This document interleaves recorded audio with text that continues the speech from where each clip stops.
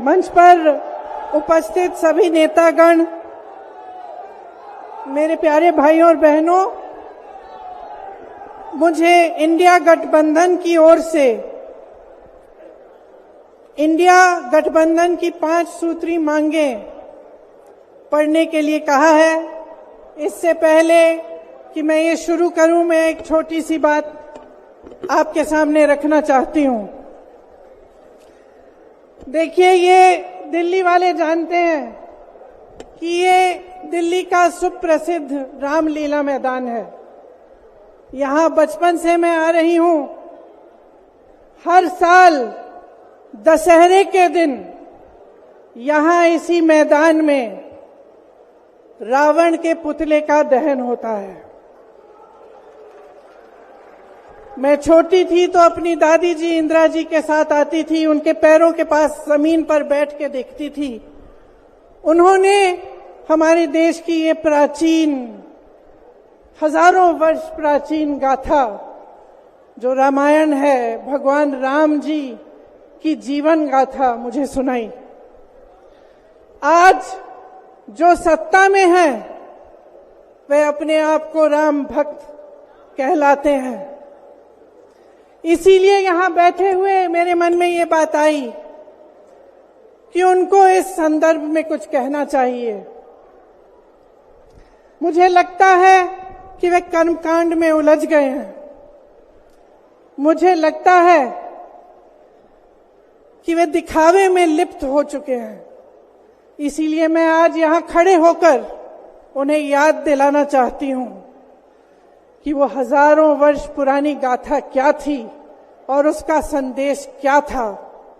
भगवान राम जब सत्य के लिए लड़े, उनके पास सत्ता नहीं थी। भगवान राम जब सत्य के लिए लड़े, उनके पास संसाधन नहीं थे। उनके पास तो रथ भी नहीं था।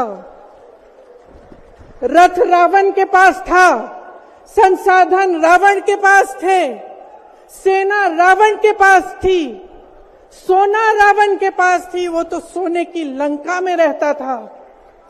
भगवान राम के पास सत्य था, आशा थी, आस्था थी, प्रेम था, परोपकार था, विनय था, धीरज था, साहस था और भगवान राम के पास सत्य था।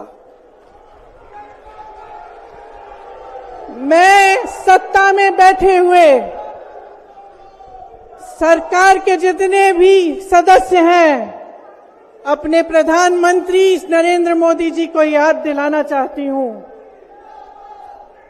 कि इस जीवन राम भगवान के जीवन गाथा का क्या संदेश था। सत्ता सदैव नहीं रहती, सदैव नहीं रहती सत्ता। सत्ता आती है, जाती है, अहंकार चूर चूर होता है एक दिन। यही संदेश था भगवान राम का, उनके जीवन का। और आज यहां रामलीला मैदान पर खड़े हुए इंडिया गठबंधन की 5 मांगों को पढ़ने से पहले मुझे ये उचित लगा कि मैं ये संदेश एक बार फिर दोहराऊं। इंडिया गठबंधन की 5 सूत्री मांगें भारत के चुनाव आयोग को लोकसभा चुनावों में समान अवसर सुनिश्चित करना चाहिए।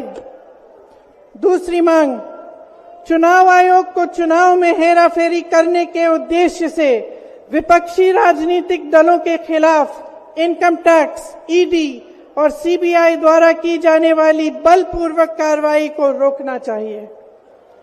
तीसरी मांग, श्री हेमंत सोरेन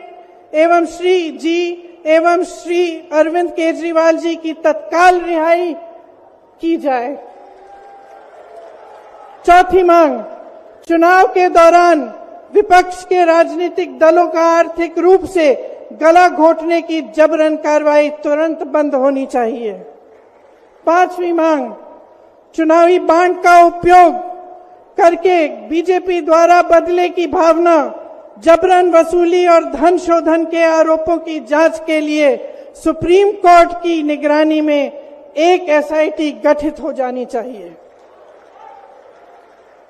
बीजेपी शासन द्वारा पैदा की गई अलोकतांत्रिक बाधाओं के बावजूद इंडिया गठबंधन लड़ने, जीतने और हमारे लोकतंत्र को बचाने के लिए दृढ़ और आश्वस्त है।